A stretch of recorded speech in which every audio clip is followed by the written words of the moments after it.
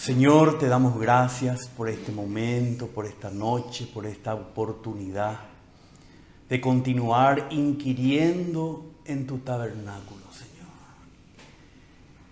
que es Cristo, Señor. Gracias por este Cristo, por este tabernáculo precioso en quien nosotros podemos entrar, a quien nosotros podemos experimentar. Podemos, Señor, tanto individualmente como con tu iglesia, experimentar a Cristo, Señor, para que podamos conocerte a ti, Padre, en tu gloriosa persona.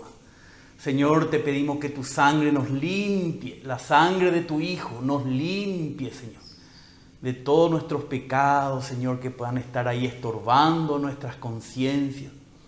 Señor, aplicamos tu preciosa sangre y te abrimos nuestros corazones, que tu Espíritu Santo tenga la libertad absoluta, Señor, de venir a tomar control de nuestra mente, a cambiar nuestra manera de pensar, aún nuestros sentimientos, Señor, a gobernarlos para ti, que sean totalmente para ti, Señor.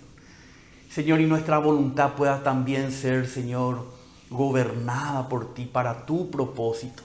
Señor, a través de tu palabra en esta noche, a través de tu Espíritu Santo, haz esto en nuestros corazones. Queremos ser ganados para ti y para tu propósito, Señor. Líbranos del mundo y de las cosas que están en el mundo. Aún líbranos de las cosas religiosas que quieren suplantar tu realidad en nuestra vida de iglesia, Señor. Te pedimos, Padre, en el nombre de Jesús. Amén, Señor. Amén. Amén, Señor. Amén, Señor. Podemos leer para empezar de nuestras Biblias. Vamos a buscar nuestras Biblias. El Evangelio de Juan. Evangelio de Juan, capítulo 4.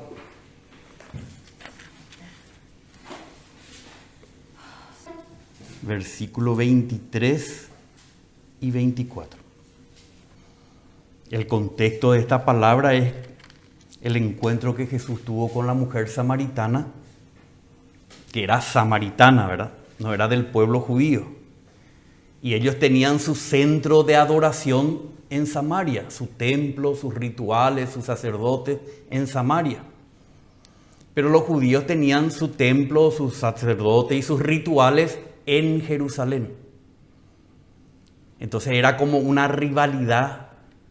¿Quién tenía el lugar de adoración correcto para el mismo Dios? Porque los dos creían en Yahvé, los dos pueblos creían en Yahvé, ¿verdad?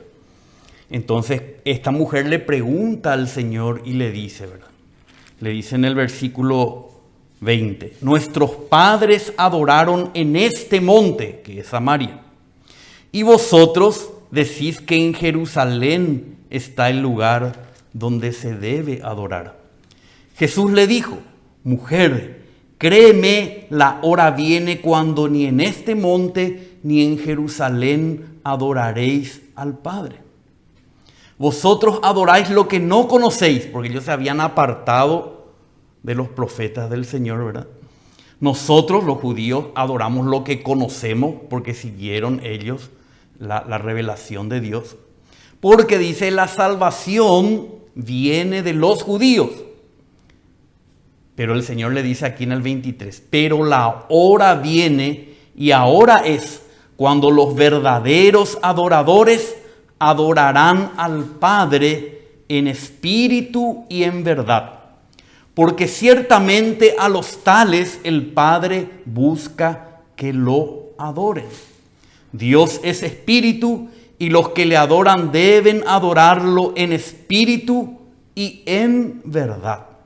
Entonces vemos que llegó una hora con la venida de Cristo, llegó la hora y ahora es, dice, cuando los verdaderos adoradores adorarán al Padre en espíritu y en verdad.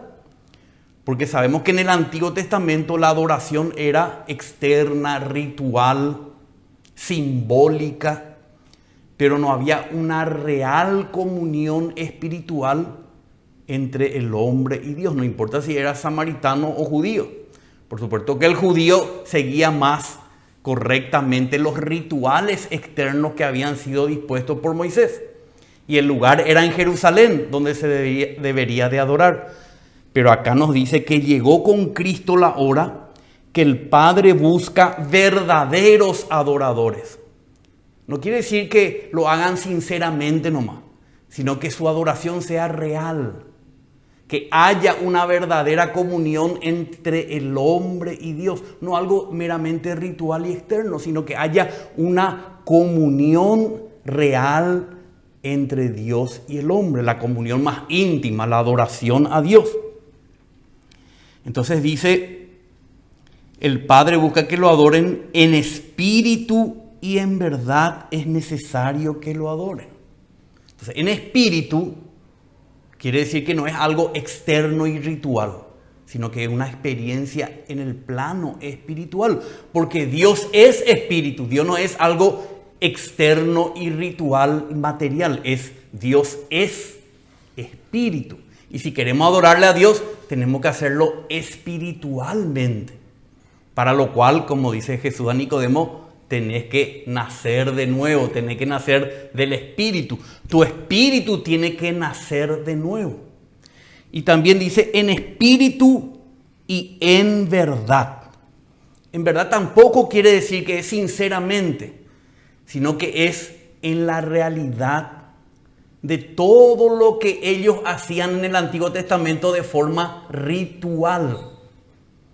Por eso el Señor le dice acá, Juan escribió en capítulo 1 de Juan, en el mismo libro, Juan capítulo 1, verso 17, dice, la ley mosaica, la ley, todo lo que vemos en el antiguo pacto, ¿verdad? La ley fue dada por medio de Moisés, pero la gracia y la verdad fueron hechas realidad por medio de Jesucristo. Entonces, esta verdad, esta realidad no vino antes que venga Jesucristo. Antes que venga Jesucristo era la ley que nos hablaba del tabernáculo, de todos sus muebles, de todos sus sacrificios, de todos los detalles, pero no era en verdad, no era en realidad. La realidad del tabernáculo, los muebles y todos sus sacrificios, esa verdad vinieron por medio de una persona, por medio de Jesucristo. Entonces, si no es por medio de Jesucristo, nosotros no podemos tener la realidad de nada de lo que el Antiguo Testamento prefiguraba, anticipaba.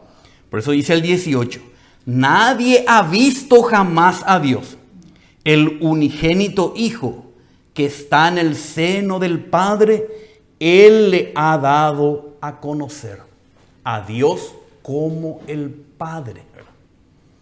Solamente por medio de Jesucristo podemos llegar a conocer. ¿Qué quiere decir la Biblia? Conocer es experimentar a Dios como el Padre. ¿Qué habla de Padre e Hijo? Una vida. Nosotros no podemos experimentar la vida divina y eterna como hombres, sino es por medio de Jesucristo. Él es el hombre que nos lleva a Dios y Él es Dios que nos trae al hombre. Él es la unión entre Dios y el hombre.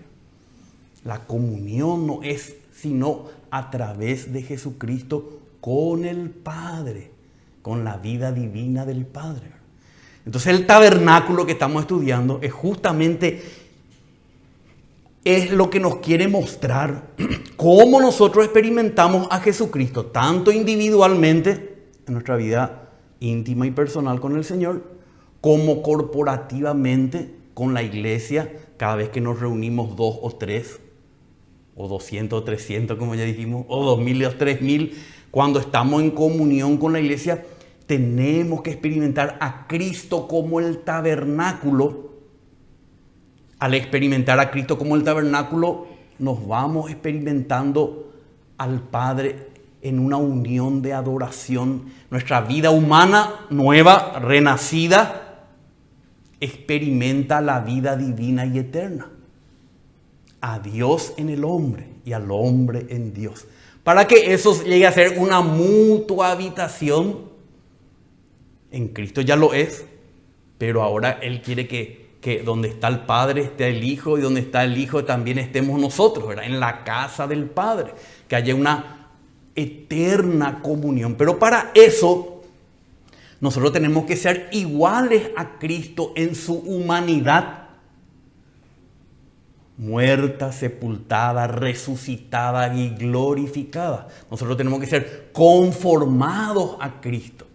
Ahí sí, Él es la cabeza, nosotros el cuerpo, y ahí podemos experimentar esa unión entre Dios y el hombre, esa mutua habitación por la eternidad. Entonces el tabernáculo es muy importante. Cada vez que nosotros experimentamos a Cristo como el tabernáculo viviente, real, actual, nosotros vamos siendo edificados juntamente con Él para la morada de Dios, la presencia de Dios y la expresión de Dios. Amén, hermanos. Entonces hoy vamos a continuar transitando por este tabernáculo. Ya vimos la puerta que es una, todo es Cristo, ¿verdad? En los sacrificios por el pecado, por los pecados del hombre. El lavacro lleno de agua. Esto nos introduce más internamente al pan de vida, y el pan de vida nos ilumina, ¿verdad? Entonces, todo esto que estamos viendo corresponde a lo que la iglesia necesita perseverar. La iglesia necesita perseverar en esta experiencia corporativamente hablando. Entonces, habíamos dicho, recuerdan, que había momentos en la comunión de la iglesia, en la reunión de la iglesia. Dice, y perseveraban en la enseñanza de los apóstoles y en la comunión unos con otros. Esa es la primera parte de la experiencia de la iglesia. Nosotros tenemos comunión unos con otros en lo que nos enseñaron los apóstoles, que es Cristo y todo lo que Cristo es. La puerta, Cristo es el Cordero, Cristo es el que nos da el Espíritu por la palabra, Cristo es el pan que nos alimenta, y ese pan que nos alimenta es Cristo que nos ilumina. Nosotros tenemos comunión unos con otros. Y eso es para prepararnos para la segunda parte, vamos a decir así, de nuestras reuniones, que es el partimiento del pan y luego las oraciones en forma de peticiones, de intercesión. Entonces lo que hemos visto hasta ahora es la comunión unos con otros en Cristo. Ahora vamos a pasar a lo que es el partimiento del pan.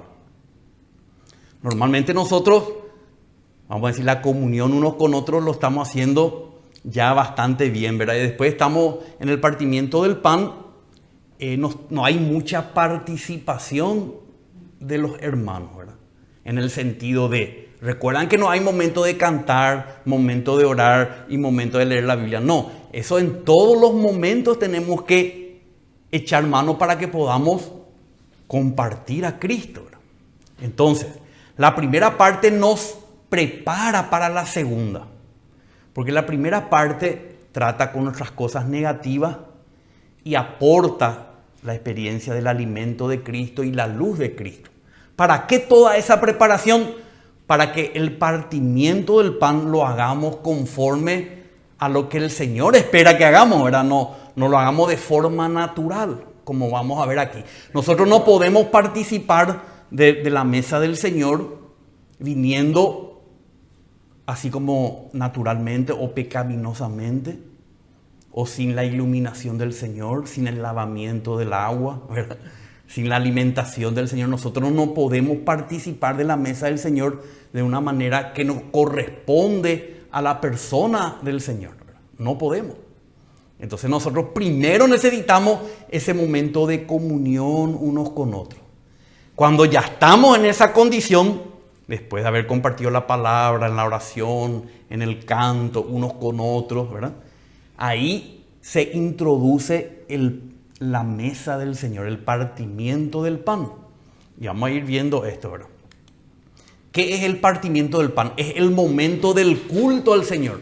Culto quiere decir el momento de adorar al Señor. El primer momento no es momento de adorar. El primer momento es limpiarnos y cargarnos del Señor para poder venir en esa condición a adorar al Señor. El partimiento del pan es el momento de adorar a Cristo y también al Padre. Entonces, ¿qué es el partimiento del pan? Es una celebración. No es el momento, Señor, límpiame de mis pecados. No, eso ya lo hicimos atrás. No es un momento de venir a pedirle perdón a Dios por esto, por aquello. ¿Será que soy digno? No soy digno. No, si vos ya experimentaste todo esto que hablamos ya de Cristo, ya estás digno totalmente. Si la sangre de Cristo ya te limpió. El Espíritu de la palabra ya te lavó de toda contaminación. Ya te alimentó con el pan de vida. Ya te iluminó.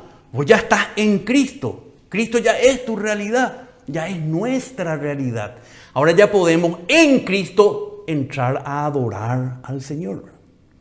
Entonces, es una celebración, es celebrar algo que ya aconteció hace 2000 años, pero que lo celebramos como iglesia y lo recordamos, dice, al hacer memoria del Señor Jesucristo en su cumplimiento de la completa redención de los hijos de Dios, para obtener su iglesia, su cuerpo, siendo conducidos por Él en su intercesión perfecta a la comunión del Dios y Padre suyo y nuestro.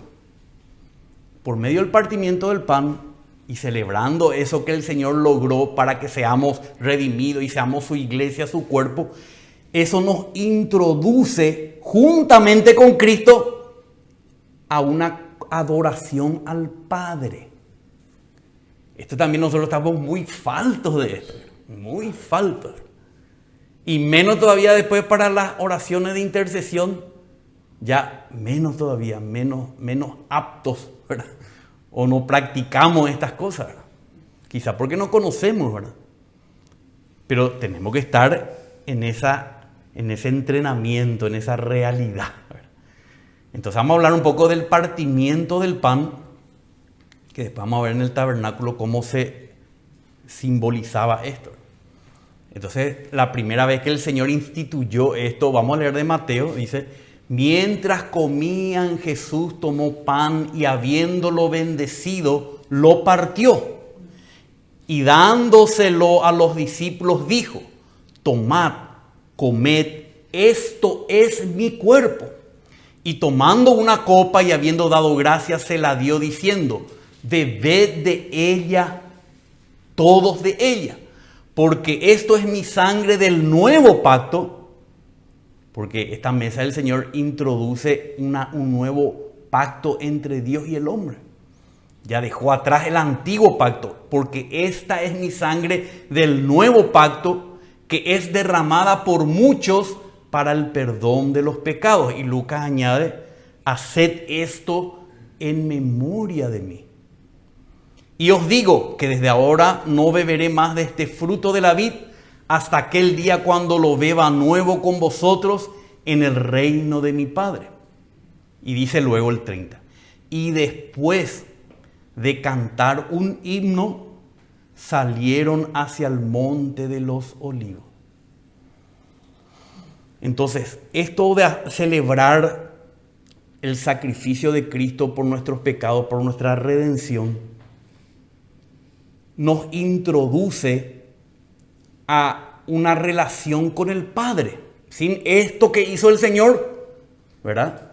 Esto que celebramos y conmemoramos, nosotros no podemos tener parte con Dios. No podemos tener, Él no puede ser luego nuestro Padre. Puede ser Dios, pero no puede ser nuestro Padre. Entonces, por eso dice al final: y después de cantar un himno, todos cantaron un himno, inclusive Jesús. Jesús también cantó este himno. ¿A quién cantó? ¿A Él? No, al Padre. Junto con los hermanos, Él. Es como que Jesús dijo: cantemos el himno 140. Y Él nos llevó con Él a cantarle al Padre. Claro que cantar pareciera ser algo vano, no sé, algo no tan... Pero cantar quiere decir adorarle al Padre, a dirigirnos. Él vino a dirigirnos al Padre en adoración, por medio de lo que Él hizo en lo que representa el pan y el vino. Él nos introduce al Padre. La mesa del Señor nos introduce con Cristo al Padre. Si nosotros terminamos ahí la mesa y todo lo que hicimos no tuvo el fin. No tuvo el fin por el cual estamos haciendo. No estamos dándole lugar a ser introducidos al Padre. Que Él nos lleve a cantarle, a adorarle, a intimar con el Padre en el lugar santísimo. Entonces, vemos también en 1 de Corintios capítulo 10, el apóstol Pablo le habla sobre esto a la iglesia. Antes de llegar al versículo 14, desde el 1, Pablo le está advirtiendo a los creyentes que así como el pueblo de Israel pasó por el Mar Muerto y en camino a la tierra prometida y todos bebían del agua que era Cristo y del maná de Cristo, pero se dieron a la idolatría. Aquellos que fueron redimidos de Egipto empezaron a volver sus corazones no a Dios, sino a otras cosas, a ídolos, ¿verdad? Entonces Pablo le dice a ellos: por tanto, amados míos, huid de la idolatría. Os hablo como a sabios, juzgad vosotros lo que digo. Y acá habla de la mesa del Señor. La copa de bendición que bendecimos, ¿no es la participación en la sangre de Cristo? El pan que partimos, ¿no es la participación en el cuerpo de Cristo? Puesto que el pan es uno, nosotros que somos muchos, somos un cuerpo, pues todos participamos de aquel mismo pan. Primero, lo que le está advirtiendo Pablo es que nosotros no podemos participar de la sangre de Cristo y del cuerpo de Cristo y de lo que somos nosotros en Cristo, un cuerpo. No podemos tener comunión como cuerpo de Cristo si nosotros, habiendo sido redimidos de Egipto, por el Cordero, por el Mar Rojo, por el agua que nos da de beber cada día, del maná del cielo, andamos en una vida de idolatría. ¿Qué es una vida de idolatría? Entregado a otros asuntos, entregado a otras personas o a nosotros mismos, idolatrándonos a nosotros mismos, pero no viviendo una vida para el Señor. Entonces no podemos venir a participar de la mesa del Señor estando involucrados con los ídolos. ¿Entienden?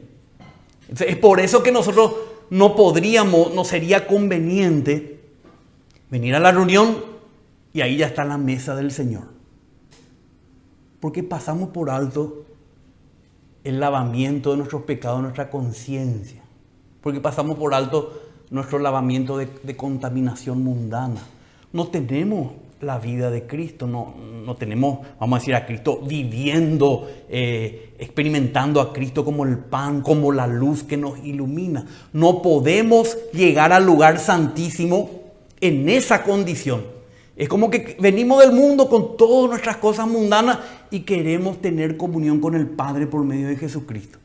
Entonces estamos deshonrando la mesa del Señor.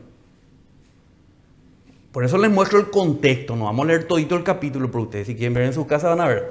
1 de Corintios capítulo 10, verso 1 hasta el 13, nos habla de cómo el pueblo de Israel, que es el pueblo de Dios, redimidos por Dios, pero dándose a la idolatría y a avaricia, a muchas cosas que hoy podemos comparar con las cosas del mundo. Pero no podemos venir así, porque no vamos a tener comunión con el Padre. Y no vamos a tener comunión con el cuerpo de Cristo, que es la iglesia. No podemos. Entonces, en 1 de Corintios 11 también Pablo habla a los corintios acerca de esto. Dice, porque yo recibí del Señor lo mismo que os he enseñado. Que el Señor Jesús, la noche en que fue entregado, tomó pan. Y después de dar gracias, lo partió y dijo, esto es mi cuerpo que es para vosotros. Haced esto en memoria de mí. Pablo acá está recordando lo que a él le transmitieron, ¿verdad? De la misma manera, tomó también la copa después de haber cenado diciendo, esta copa es el nuevo pacto en mi sangre. Haced esto cuantas veces la bebáis en memoria de mí. Porque todas las veces que comáis de este pan y bebáis de esta copa, La muerte del Señor proclamáis, ¿verdad? Está celebrando la muerte redentora del Señor. ¿Hasta cuándo? Hasta que Él venga. De manera que, dice, escuchen esta parte. De manera que el que coma el pan o beba la copa del Señor indignamente será culpable del cuerpo y de la sangre del Señor. ¿Qué es indignamente? Fuera de Cristo. Porque si no estamos experimentando a Cristo, somos indignos de participar de la cena del Señor, de la mesa del Señor. Para eso, para no venir indignamente, necesitamos todo, no quiero repetir, pero todos esos pasos que necesitamos experimentar es para presentarnos dignamente a la mesa del Señor. Muchas veces nosotros ya queremos adorarle al Señor y todavía estamos en una situación de conciencia y de impureza, de contaminación, de muerte y de oscuridad. Digo todo lo contrario a lo que estábamos hablando. Y así indignamente queremos celebrar, ¿verdad? La mesa del Señor, lo que el Señor hizo por nosotros en memoria de Él. ¿Y cómo vamos a entrar así a la adoración al Padre? Imposible, ¿verdad? ¿Y qué es lo que nos hace dignos? No es que nosotros nos portamos bien, no, que aplicamos la sangre, el agua, el pan y la luz. Eso es lo que nos hace dignos de participar. Pero estos hermanos, si ven el contexto, también dice que había divisiones entre ellos, había egoísmo entre ellos. Ahí en el versículo 1 empieza así hablando. Y así participan ustedes en la mesa del Señor, dice, buscando cada uno lo suyo. Entonces todo eso quita de nosotros nuestra experiencia de Cristo allá en el atrio exterior, ¿verdad? Y después nos alimenta con el Señor, nos va sustituyendo nuestro ser por el ser del Señor, ¿verdad? Y ahí llegamos a lo que es el partimiento del pan, la mesa del Señor. Entonces por eso dice acá, por tanto examínese cada uno a sí mismo. Todo ese proceso es para examinarnos y aplicar a Cristo, ¿verdad? Y entonces coma del pan y beba de la copa. Porque el que come y bebe sin discernir correctamente el cuerpo, come y bebe juicio para sí. Por esta razón, dice Pablo, hay muchos débiles y enfermos entre vosotros y muchos duermen. O sea, Dios aplicaba acá una disciplina a la iglesia y seguramente que va a aplicar también a nosotros. Muchos están enfermos y otros ya murieron. Duermen es un cristiano que muere. Duermen porque participan indignamente de la mesa del Señor. Pero si nos juzgáramos a nosotros mismos, no seríamos juzgados. Si nosotros le aplicamos la sangre, el agua, todo lo que trata con nuestro viejo ser, juzgamos a nosotros, no seríamos juzgados por Dios. Pero cuando somos juzgados, el Señor nos disciplina para que no seamos condenados con el mundo. Entonces, hermano, venir a la mesa del Señor requiere una previa preparación. Por eso hablamos, la primera parte de la reunión es una preparación para el culto que es la mesa del Señor. Nos lleva a lo principal que vamos a hablar también más después, ¿verdad? Porque tenemos que tener esa adoración al Padre, ¿verdad? Bueno, entonces, muchas veces los hermanos dicen, no, vamos a hacer así nuestras reuniones. Un día vamos a tener reunión donde tengamos la primera parte, lo que es la comunión unos con otros en la enseñanza de los apóstoles. Tenemos comunión, compartimos la Biblia, cantamos, oramos con respecto a lo que compartimos y después nos vamos a nuestra casa. Después, eso puede ser el martes. El jueves nos vamos a reunir, o sea, el domingo nos reunimos a partir el pan. Pero ¿qué pasó entre el jueves y el domingo, verdad? Por eso yo sinceramente le digo, hermano, que nosotros necesitamos reunirnos de esta manera que, habiendo experimentado la primera parte del tabernáculo, entonces experimentamos la segunda.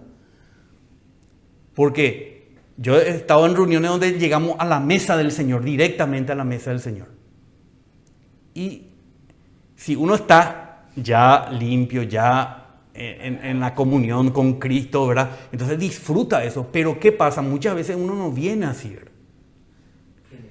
generalmente uno viene con muchas cosas en su corazón, ¿verdad? Entonces es muy importante tener esta primera parte para, con dignidad, participar de la mesa del Señor y con realidad. Después otro día se hace reunión de oración. Los lunes ponele, reunión de oración. Y vos venís y te sentás para orar. Y no tuviste la previa experiencia y venís algo seco, algo aburrido, algo religioso, algo... Yo por eso creo que este tabernáculo nos muestra que nosotros todo esto tenemos que hacerlo cada vez que nos reunimos. Tanto individualmente. No te pongas en tu casa a la mañana, a las 6 de la mañana, voy a orar por esto, voy a orar por aquello, y vos ni leíste la palabra, ni confesaste tu pecado al Señor, ni leíste la palabra, ni te alimentaste del Señor, y ya querés orar por los hermanos, por ejemplo. Va a ser algo totalmente sin la realidad de Cristo, sin Cristo llevándote a la oración. Así también la reunión en la iglesia. Entonces por eso les digo, esta es la segunda parte de la reunión, el partimiento del pan viene después de todo lo que previamente estuvimos compartiendo. Y vemos de cierta forma esto acá en el tabernáculo, en el modelo del tabernáculo. ¿Qué vemos después de la luz del candelero, ¿verdad? Cuando ya estamos iluminados, vemos que hay un altar del incienso. Pero esto vamos a ver primero en su posición del Antiguo Testamento y después vamos a ver su posición en el Nuevo Testamento. Su posición en el Antiguo Testamento es aquí, antes del velo, fuera del lugar santísimo.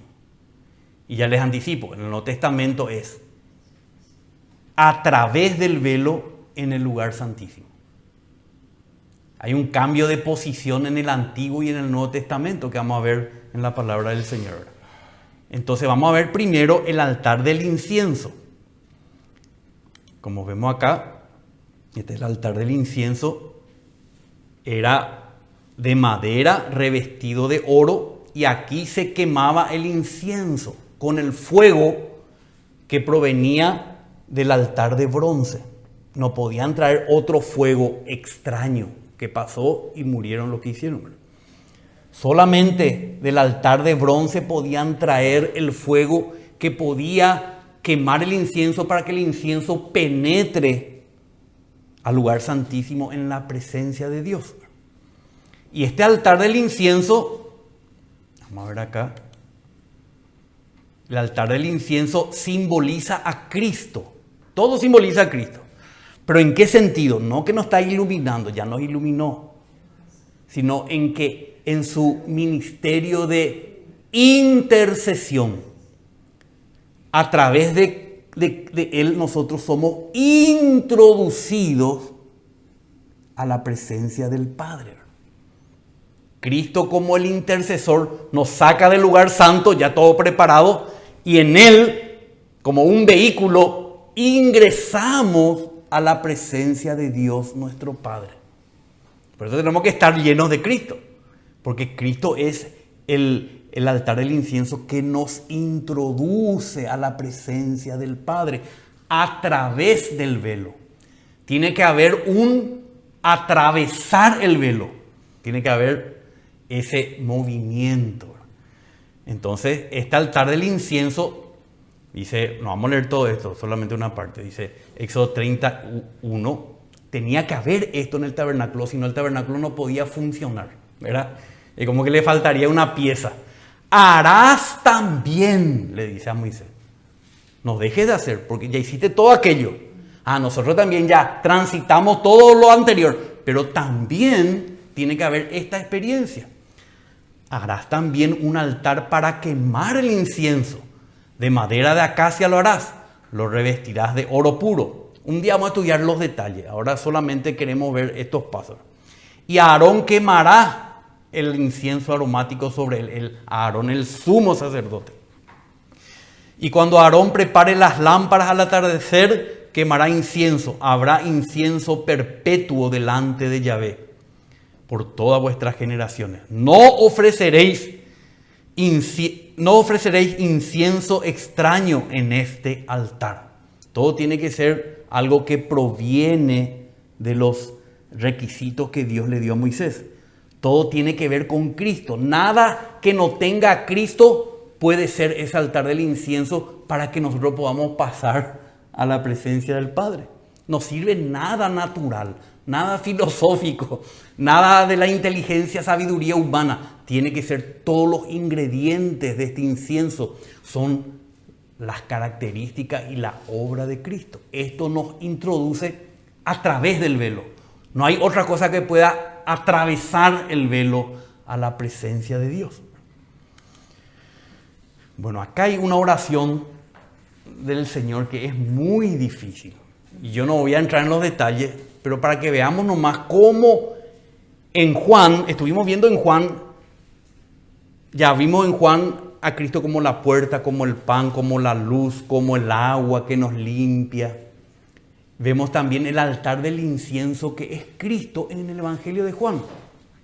Porque Jesús, antes de morir y de resucitar y ascender y atravesar el velo para ir a la presencia del Padre, Él intercedió no por Él, sino por nosotros. Para que a donde Él esté, nosotros estemos también.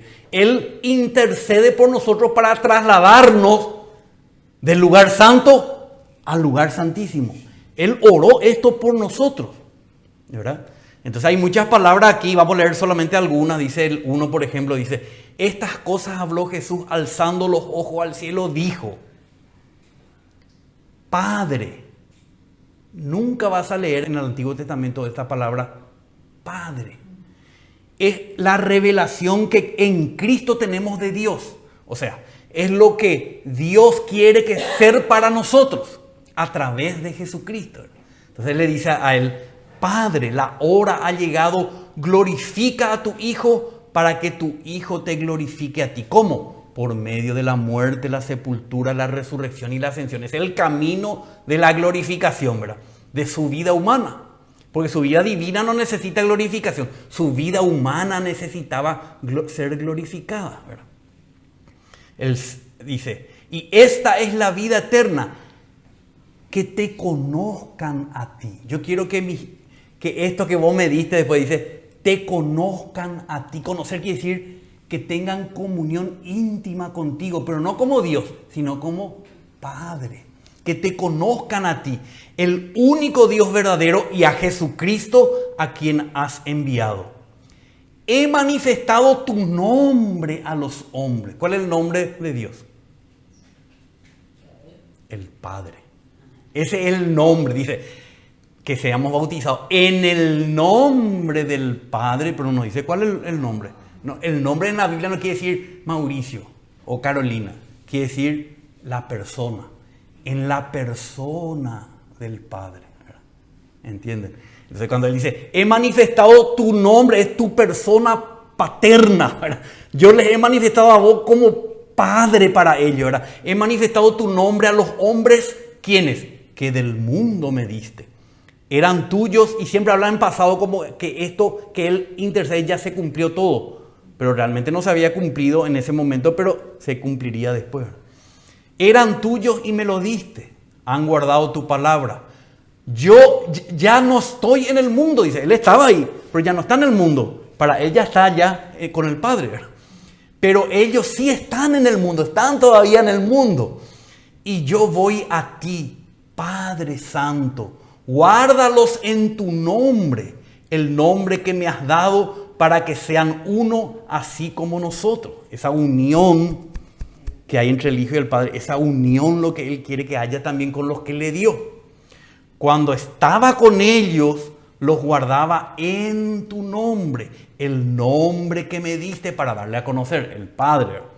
Y los guardé y ninguno se perdió, excepto el hijo de perdición, para que la Escritura se cumpliera. Pero ahora voy a ti. ¿A dónde? ¿Se acuerdan que dijimos? ¿A dónde se va Jesús? Al Padre. No se va a un lugar geográfico. Este hombre muerto, sepultado, resucitado, glorificado, este hombre, y el primer hombre que llegó a la luna, el primer hombre que llegó al Padre, como hombre glorificado, ¿verdad? Entonces, Pero ahora voy a ti a través de esa muerte, resurrección y ascensión.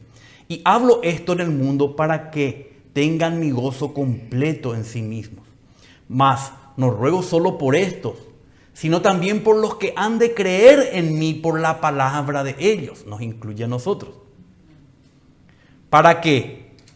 Para que todos sean uno, como tú, oh Padre, estás en mí y yo en ti, que también ellos estén en nosotros. Una mutua habitación. Va mucho más allá de nuestra comprensión, ¿verdad? Siempre pensamos nosotros en algo físico y geográfico. Pero acá hay una comunión, uno dentro del otro, ¿verdad? A eso nos quiere llevar Cristo al conocer al Padre, a Dios como el Padre. Para que sean uno. Como tú, oh Padre, estás en mí y yo en ti, que también ellos estén en nosotros para que el mundo crea que tú me enviaste. O sea que no es cuando lleguemos allá nomás. Acá ya podemos estar uno dentro del otro. Porque si no, el mundo ¿cómo va a creer que fue enviado el Señor? La gloria que me diste les he dado, ya habla en futuro, para que sean uno, así como nosotros somos uno. Yo en ellos y tú en mí. Para que sean perfeccionados en unidad, para que el mundo sepa que tú me enviaste y que los amaste tal como me has amado a mí. Padre, ¿será que nosotros oramos así? Padre,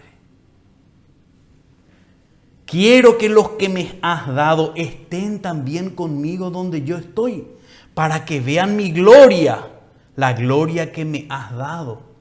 La gloria es esa vida divina que fue impregnada en Cristo en su resurrección, en la humanidad de Cristo. Porque me has amado desde antes de la fundación del mundo, oh Padre justo. Aunque el mundo no te ha conocido, yo te he conocido. Y estos han conocido que tú me enviaste. Yo les he dado a conocer tu nombre y lo daré a conocer más, ¿verdad? Para que el amor con que me amaste esté en ellos y yo en ellos. ¿Entendieron algo? Yo no entiendo. La verdad, leo y no me doy cuenta que estoy totalmente corto de entender esta oración. Pero lo que queremos ver acá nomás es que Cristo es el que intercede no por aquello nomás, sino también por nosotros. Para darnos a conocer al Padre. Para que veamos esa gloria que hay en el Padre, que le ha dado a su Hijo y que nos dará a nosotros en la experiencia de su Hijo. Para que haya una comunión, una mutua habitación entre el Padre, el Hijo y nosotros. El tabernáculo de Dios, la habitación de Dios. Pero vemos aquí, el altar del incienso también está en el Evangelio de Juan, en la persona de Cristo. ¿Para qué intercede Él? No intercede para que no se ponga nervioso, que aquello no le afecte, porque pobrecito fulano. No intercede. Él intercede para que nosotros conozcamos al Padre. Y que esa sea nuestra gloria. La verdad que algún día vamos a decir, esto realmente era lo que yo necesitaba, ¿verdad? Conocer al Padre, la gloria que le dio al Señor. Nos da a nosotros también. Entonces, Él es el altar del incienso para, a través del velo, introducirnos al Padre, a su presencia gloriosa. Pero el Padre implica, y vuelvo a repetir, que Él comparte con nosotros su vida. Dice luego Pedro, ¿verdad? Que nosotros somos participantes de la naturaleza divina. En el sentido que nuestra vida humana tiene acceso y disfruta todo lo que hay en Dios. No es que nosotros llegamos a ser un Dios, no. Es que nosotros, nuestra naturaleza humana, que pasó por muerte y resurrección, llegamos a ser capaces de experimentar, de recibir a Dios, su vida divina, y de experimentar su vida divina. ¿Qué es su vida divina? Su amor divino. Nos va a llenar alguna vez totalmente su amor divino. La paz que hay en Dios va a ser nuestra paz. Vamos a participar de esa naturaleza divina donde la paz es infinita. La santidad de Dios va a ser nuestra experiencia. Vamos a ser totalmente santos. ¿Qué más queremos? La experiencia de la vida divina en nuestra vida humana, pero ya redimida, transformada y glorificada. Ahí vamos a experimentar a nuestro Padre completamente. Pero cada vez que nos reunimos como cuerpo de Cristo, vamos experimentando a Cristo para ser introducido a través del velo a experimentar a Dios como nuestro Padre acá y allá completamente. Pero acá ya, para que el mundo crea, dice, que tú me enviaste, porque van a ver en nosotros las características divinas en las vidas humanas. Como dice un hermano, los atributos divinos en las virtudes humanas. Así dice un hermano, maravillosamente. Los atributos divinos en las virtudes del nuevo hombre. Y cuanto más somos introducidos en el lugar santísimo, cuanto más permanecemos ahí, más bueno, eso vamos a hablar después, para qué somos introducidos en... Pero ahora tenemos que ver que hay alguien que... No, interceder no es que Jesús ora nomás. Ora, pero nos lleva al Padre. Su oración es eficaz. Su intercesión nos salva completamente del viejo hombre, ¿verdad? Entonces, vamos a ver ahora el velo de separación. Este velo de separación era la tercera cortina. Primero es la que nos introduce al atrio exterior. Recuerdan, después la otra cortina de la que nos hemos hablado nos introduce al lugar santo. Y este velo, a través de este velo, nos introduce al lugar santísimo, donde solamente en el Antiguo Testamento solamente entraba el sumo sacerdote. Pero nosotros hoy, a través de Cristo, también entramos en el lugar santísimo, porque el sumo sacerdote llevaba aquí un pectoral que tenía las 12 tribus de Israel, en 12 piedras, escritas las 12 tribus de Israel, que representa que Él nos lleva consigo al lugar santísimo, a la presencia del Padre. Pero hay un velo que separaba al hombre de Dios, para que no pueda disfrutar de la presencia de Dios. Entonces en Éxodo le dice, harás además un velo de tela de azul púrpura y escarlata de lino fino torcido, será hecho con querubines, obra de hábil artífice. O sea, tenía que tener dibujado, o mejor dicho, bordado, querubines, que son los ángeles que protegen la presencia de Dios. Ellos son como los guardias de Dios, los querubines. Y los colgarás sobre 4 columnas de acacia revestidas de oro, sus ganchos serán también de oro sobre 4 basas de plata.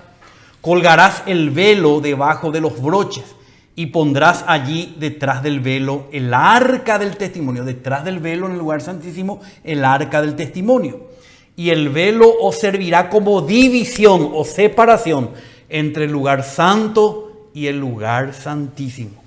Y mientras que duró el antiguo pacto, ese velo estaba intacto y el hombre no podía entrar a la presencia de Dios.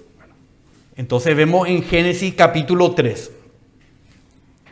Ya en Génesis capítulo 3 recuerdan que el hombre fue creado por Dios para que Dios sea su experiencia. Su vida y su experiencia en el árbol de la vida. El árbol de la vida representaba la vida de Dios para Adán y Eva. Pero ellos pecaron y se cerró el camino al árbol de la vida, a la presencia de Dios. Por eso dice en Génesis 3:23. Y el Señor Dios lo echó a Adán, ¿verdad?, del huerto del Edén, para que labrara la tierra de la cual fue tomado. Expulsó pues al hombre y al oriente del huerto del Edén, ¿qué puso? Puso querubines.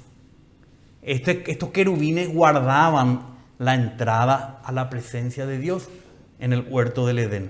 Y una espada encendida que giraba en todas direcciones para guardar el camino del árbol de la vida. El árbol de la vida representa la presencia de Dios.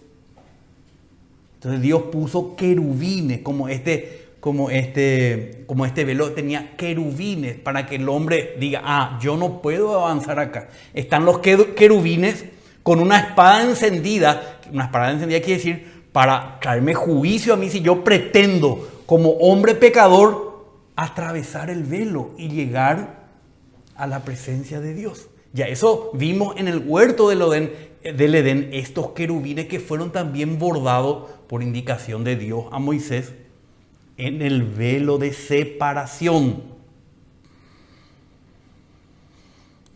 Por eso dice Romanos 3:23. Por cuanto todos pecaron, están destituidos de la gloria de Dios. Nosotros no podemos acceder, participar y disfrutar de la gloria de Dios por cuanto todos hemos pecado. Hay una separación. Nuestros pecados nos separan de la gloria de Dios. No podemos entrar por nosotros mismos a la presencia, al árbol de la vida, a la gloriosa presencia de Dios. Entonces el velo tuvo que ser rasgado para que podamos entrar a la presencia de Dios. ¿Y qué representa este velo rasgado?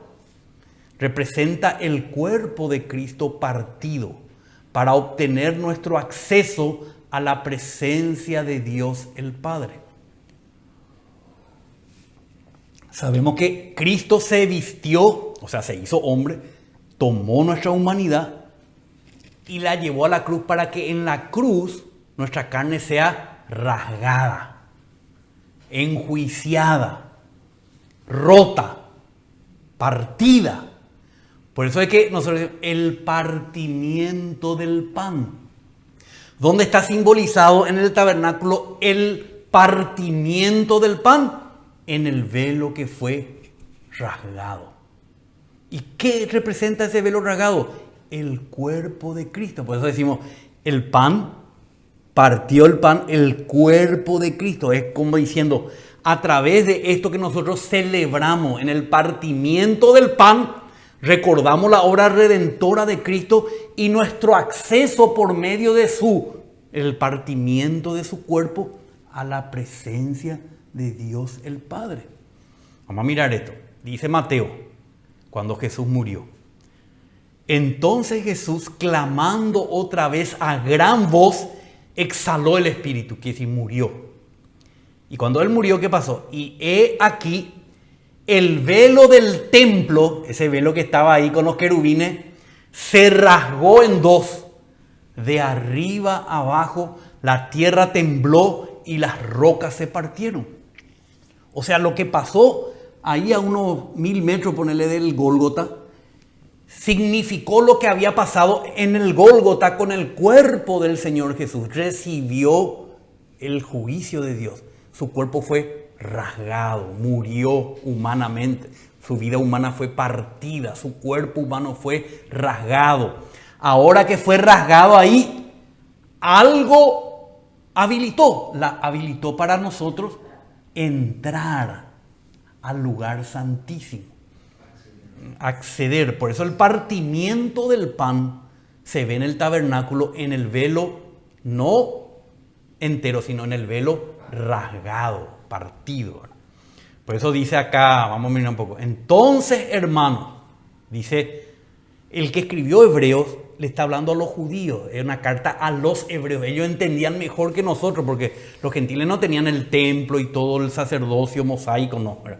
Entonces, hermanos, puesto que tenemos confianza para entrar al lugar santísimo por la sangre de Jesús, por un camino nuevo y vivo que Él inauguró para nosotros por medio del velo, es decir, su carne. ¡Qué maravilloso! ¿Verdad? El velo del templo se rasgó y significa su carne partida. Cuando nosotros hacemos así, crack, rompemos el pan, estamos anunciando el velo rasgado. ¿Para qué eso? No para que, ay, qué linda ceremonia, no, para entrar al lugar santísimo, ¿entienden? Recién ahí en ese momento de la reunión nosotros celebramos y experimentamos el entrar al lugar santísimo por la sangre de Jesús, por medio del velo rasgado. Es su carne, ¿qué es su carne? Entonces, por eso comparamos acá, dice Juan 6. Yo soy el pan. ¿Qué partimos nosotros? El pan. Yo soy el pan vivo que descendió del cielo. Si alguno come de este pan, vivirá para siempre. Y el pan que yo daré por la vida del mundo es mi carne, su carne partida. Pero no es algo literal y físico, sino el significado del partimiento de su carne es el juicio de Dios sobre sí y no sobre nosotros, para que nosotros entremos a la presencia prohibida de Dios, prohibida anteriormente por el velo entero, ¿verdad? Entonces Él se vistió de este velo, de esta carne, y la partió en la cruz, para que nosotros entremos al Padre, al lugar santísimo.